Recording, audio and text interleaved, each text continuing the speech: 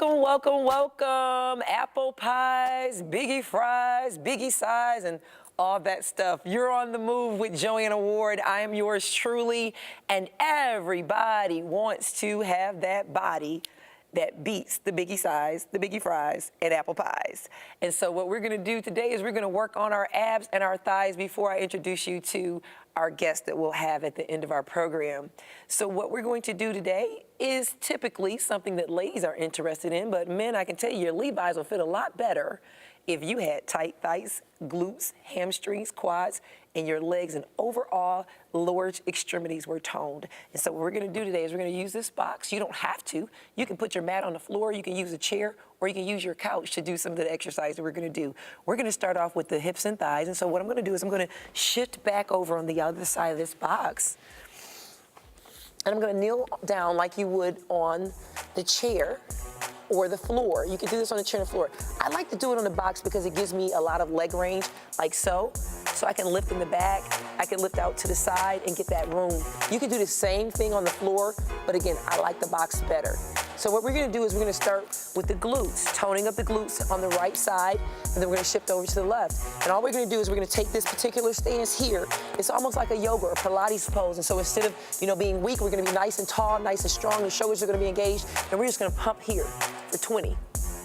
Okay, here we go. 20, 9, 8, 7, squeeze, 6, 5, 4, 3, 2, 11, last 10, 9, 8, 7, 6, 5, 4, 3, 2, and that's your last one on that leg. Awesome sauce. What we're gonna do is we're gonna switch it out. Take a deep breath. So again, remember, this is multi-purpose and it is full body, okay? It only works if you get that heel up past your back, okay? So you can go low, but that's not really what our aim is. Our aim is high up past the back, okay? That's 1, 2, and 3. That's our demo. Let's do 30 together, 20 together, 20. Let's take it down 10. Here we go. 20, 9, 8, 7, 6, 5, 4, 3, 2, 11, last 10, 9, 8, 7, 6, here's 5, 4, 3, 2, and 1. Awesome sauce. Now your whole leg on the left and on the right should be feeling like you were just on a weight machine. You're gonna take a deep breath. We're gonna switch back to the right leg, okay? This time we're gonna work the saddlebags. That's that area out here to try to keep our hips long and lean, tight and lean. Also, if you're an older person or you're aging, a lot of people are getting hip and knee surgery. A lot of these things can be avoided by tightening up the muscles and the tendons and the ligaments in that area, okay? So there's some things that you can do as a young person, or even some interventions that you can do as you age to prevent having to have hip replacements, knee surgeries, and things like that. So we're gonna do the side out. Again, I'm gonna use the floor. It's gonna be my count range. So that's 1 on the demo, 2, and 3. Now, if you're just on the floor, you're just gonna go out, okay? But if you're on the box, we're gonna go out and then back to the floor. Here we go. 20, 9, 8, 7, 6, 5, 4, 3, 2, 11, to the floor, 10, 9, how you doing? 8, 7, 6, hang in there. We have 5 more. 4, 3, 2, and 1. Awesome sauce. Again, you should feel it. If you don't, please let me know. I want to hire you. Take a deep breath. And we're gonna go, again, the floor is the range. We're gonna do the demo. If you're on top, and you're doing the floor, remember, you're just gonna go out and back to your mat or to the floor towel or whatever you're using. The people who are in the box, our end on the rep is the floor. Here we go. 3 for demo, 2, and 1.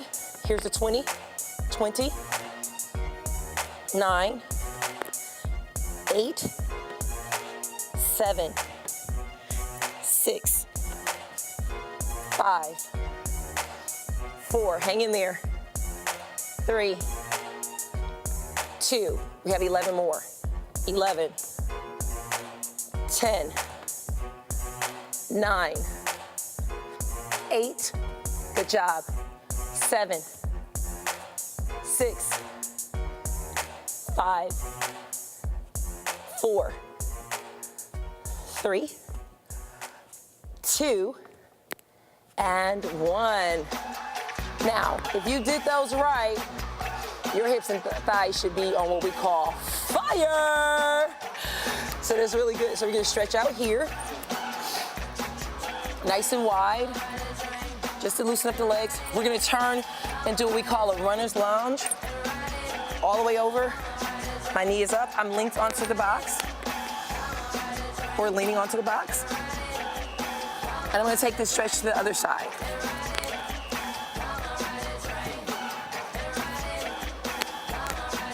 Perfect. We're breathing in through the nose and out through the mouth. Awesome. So we're gonna come up. We're gonna sit on the side of your box or in your chair or on the couch.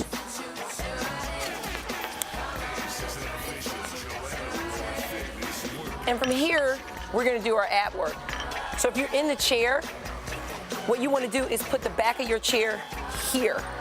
And you wanna leave just the seat out so you can lay back and come back forward.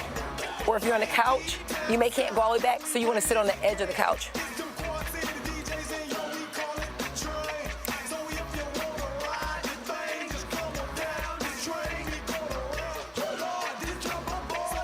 Okay, so we're gonna do some sit-ups, and our range and our aim is gonna be to the tip of the knees and shoulders like so. We're gonna lay back. We're gonna take those weights all the way back like so, and we're gonna push here. We're gonna touch the waist and go back. We're gonna take the waist and go up. I have one more demo for you. Waist and back, waist and up, okay? Here's 20.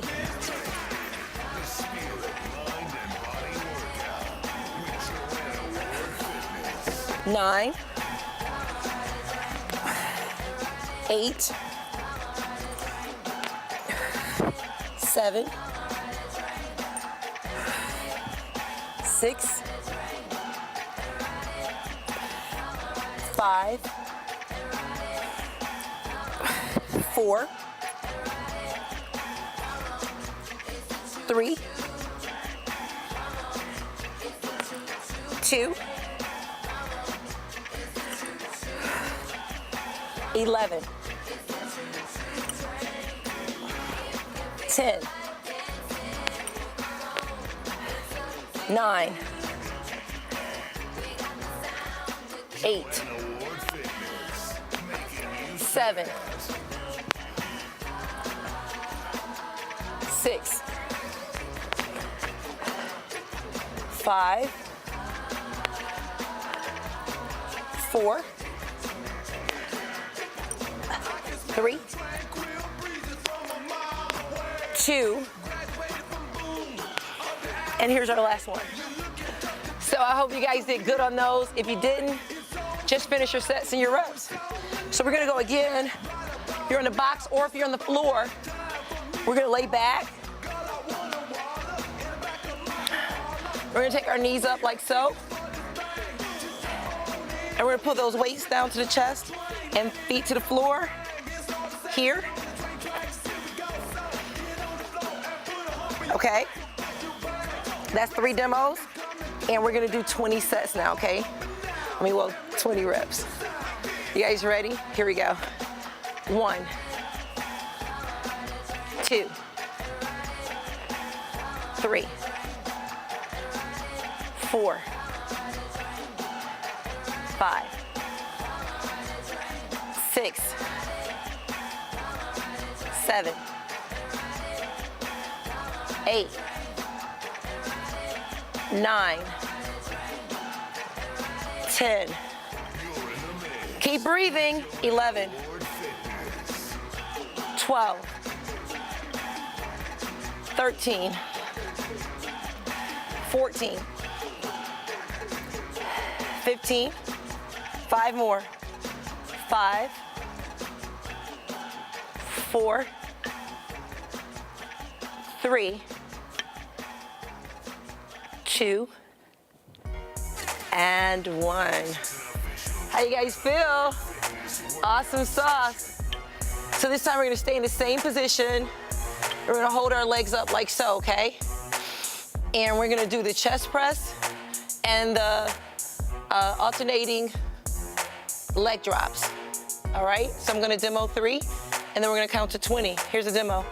1, 2, 3.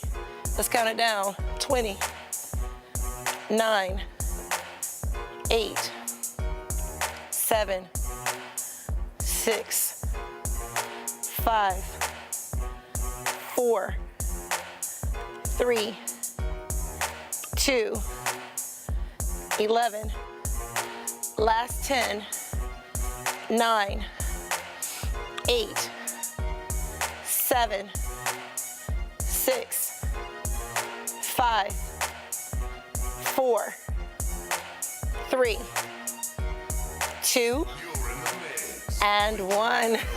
How is that? Let's see. Oh, Sure Pudge mad at you about that? Awesome sauce if that's the case. So the last one we're gonna do is alternating elbow to knee pedals. Here's the demo. 1, 2, 3. Let's count it down. 20, 8, 6, 4, 12, 10, 8, 6, 4, 3, 2, and 1. Good job. Awesome. So, I hope that you guys see how simple it is to engage your arms, your abs at the same time, as well as work off those biggie fries, those biggie size, those apple pies, and of course, French fries, your favorite. But the more that you work out, believe it or not, it actually acts as an appetite suppressant. In addition to acting as an appetite suppressant, it actually tapers your taste buds. That's exactly right. You can actually train your taste buds. I bet you didn't know that. Whatever you eat when you're hungry, that's what your body's gonna crave the next time. And stay away from those foods that are addictive. But don't stay away from On the Move with JoAnna Ward. I'm gonna go wash all this sweat out, and I'll be right back with you guys, with my next guest.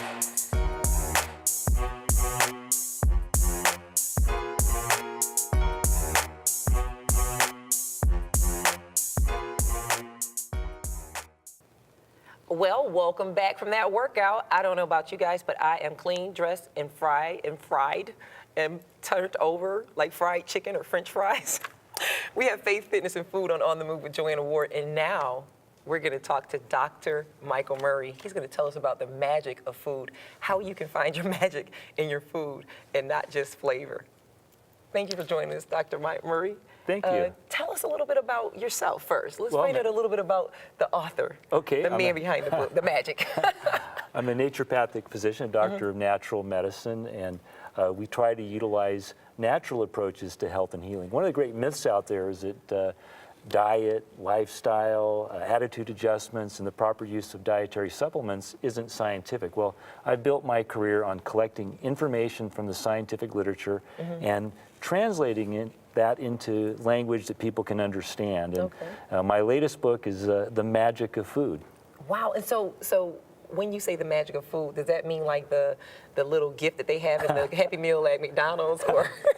some of the other fast food restaurants? Like, is there magic in that food, or is that food? How does this really work? Help us, because we have issues and addictions, and we're being hit blindsided by propaganda and commercials that says, hey, this is food, but is it really food? No. Okay. A lot of times it's not. I believe that the future of medicine is food. And let me tell you the story of how I came up with the title of this book. I was thinking about it one day, and it seemed to me that many people had kind of lost sight of what the best and greatest technology in the universe is. It's nothing that man has created. The greatest technology is not our latest iPhone or a computer or TV. It's the wonders of nature. And so I started thinking about that, and we're just starting to learn how food works in our body. Hippocrates said, let food be your medicine and your medicine be your food. That's a great quote, but I like this quote from Sir Arthur Clarke, who wrote 2001: A Space Odyssey. He said that any sufficiently advanced technology is indistinguishable from magic. Now, I don't know how my phone works, and we're just starting to learn how food works, but what I do believe is that nature has the greatest technology, and that we are able to utilize and touch that technology every day through the food that we eat. So it's magical. It's magical. So again, are we eating that magic food? Even if we didn't know the potential of it and what it was actually doing that's good for us, what foods contain this magic? Do all things that we consume in our mouths, is it magic, or is there something unique about some things we should be consuming that you would consider magical? Well, I think whole natural foods is the way to go, and we need to get away from heavily processed foods and eat more whole natural foods. So if we look globally, there's certain dietary principles that seem to promote health, longevity, and happiness. And those are the types that I've tried to include in my book. And many of these are well known. The Mediterranean diet, the traditional Mediterranean diet, that doesn't mean eating more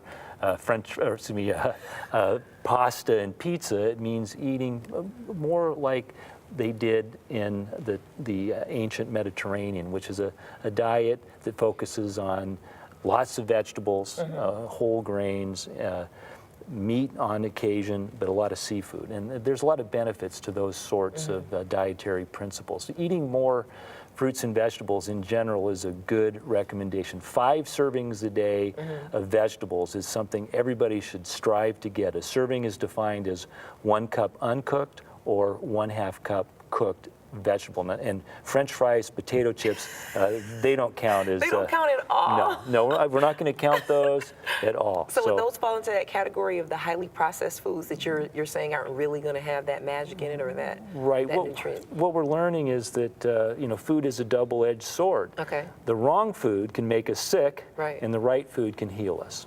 Okay, so when I make these food choices of this, highly processed food, the longevity of me consuming that over and over and over again, even though it's accessible, acceptable, and highly promoted. It is. You go to the gas station, it's very, it's like, oh, this probably just grab some chips and a candy bar, or a soda. Right. And this is a mainstay of an American diet. It's the standard American diet or SAD diet. Those acronyms, tell us about the acronyms again. A standard American diet is SAD. It's very sad because it's sad. So processed. But we don't even know, we're doing it blindly. How can we, and I know that the magic of food can help us if we were to get into it and actually get the information and the education that you are articulating in it. But just in a conversation for a person who's just kind of watching right now, how do I get past getting all of the processed food and being addicted to it? Like, they design it to be addictive. No question. How do is there a simple way, or at least a simple approach to getting past my habits, my addictions, my natural draw to candies, cakes, cookies, French fries, potato chips? I mean, it's a natural draw to it. It's everywhere. Vegetables and fruits aren't everywhere. Even though I know, and some people know, a lot of my audience members, a lot of our community, and you know this, we have the knowledge because knowledge has abound. We know. How do we get from the knowledge to the application? Yeah, that's the big question. I think people have to become mindful, and they have to have a plan, and they have to think ahead. The way our body works, if we rely on our food choices being made when we're hungry, we're going to tend to make bad choices because our brain is telling our body, feed yourself, and grab the highest sugar, highest fat, highest calorie content food because I'm starving. Well, we need to become aware of that tendency, and so that means meal planning, thinking about where you might be, and having healthful snacks available to you. You know, cut up vegetables, nuts and seeds, nutrition bars, something that's going to stave off that appetite and allow you to eat in a more healthful way. Awesome. And a lot of times people aren't even that hungry. They may be thirsty. So I would say drink a glass of water. Drink a glass of water and give it a little time, and maybe that'll before I go get those chips. Yes. Drink a full glass of water and give my body some time to make sure that I'm actually wanting that. Yeah, but planning ahead and really knowing where you're going to be in your day, and having a strategy to feed your body healthy foods is really key. And that's in the book. Yeah. That all those details are information. Yeah, the book is, I love the book because what I tried to do was crystallize all of the really, it's not a correct scientific term, cool stuff about food where people go, oh my God, I did not realize that food could affect me that way in such a positive way. And when people understand and start making that connection and start choosing healthier food choices, they feel better. And when people feel better, that helps with compliance and gets them new habits. And allow them to live with their full potential. That's right. Or do better than what they had done before and keep Yeah. those New Year's resolutions. Yeah. So I'm a trainer, right? And you know, somehow or the other, because of my God-given talents and the strength that God has given me, and the influence that He's given me, I can get them to work out. I can get about 75% of my clients to buy into the effectiveness of working out. Right. But when it comes to food, we give them a food plan, right? Like you say, plan ahead. If you plan to fail, if you prepare to plan.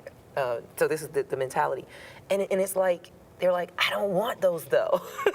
I don't want the carrots that that we cut out, and I don't want what I prepare. I want. What do we do with that? Like, is there a solution to that whole concept, or is that something that's also developed over time, where I have the plan, I have the nuts, I have the vegetables, I have an apple, a pear, and I just quote unquote. Have you heard this before? I just don't want that today. I don't feel like that today. I don't feel like a smoothie or salad today. Yeah, it's, you know, sugar is a true addiction. And so, you know, helping people kind of work with their body and brain to reduce those triggers produced by this chemical, sugar. Right. And, you know, it involves kind of a retraining.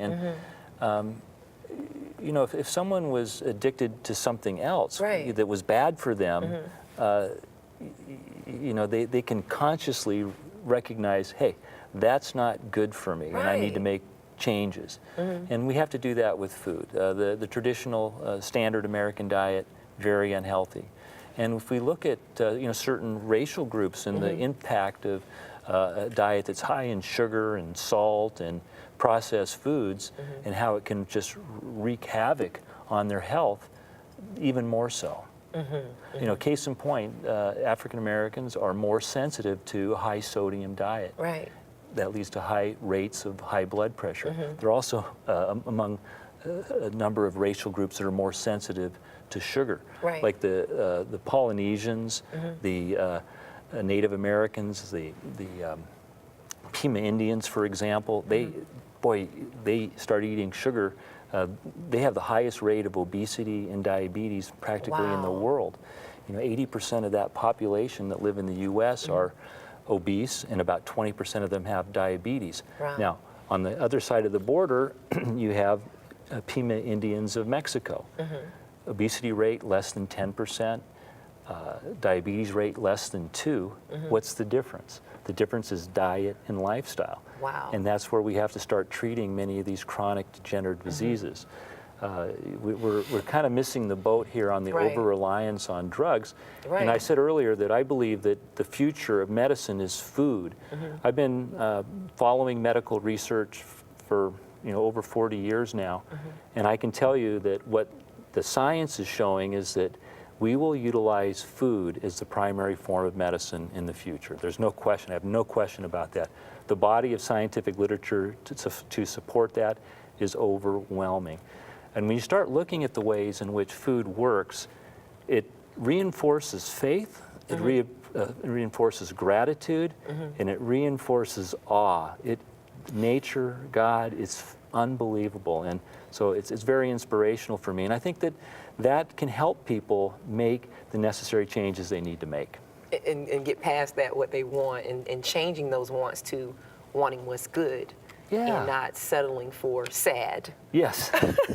You know, that, I mean, and to not necessarily play the devil's advocate, but just to connect where people are. Yeah. Unlike heroin or cocaine or even marijuana, you're not driving down the interstate and seeing exits that say, hey, come here and get this this burger, this fried chicken, and all this stuff. And Right. on television, you can't get a commercial without it being pushed in the subconscious. And so it's really not me, it's the subconscious subliminal message that I received that said, hey, eat those fries, eat that big gigantic soda and wash it down. Yeah, and, supersize it. yeah, and so thank you so much for sharing with us. I'm excited.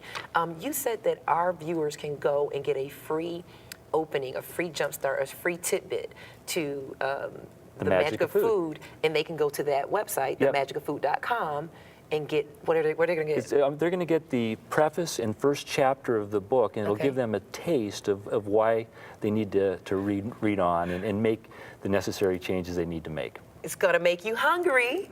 It's going to make you hungry. Thank you guys for joining us. That is Dr.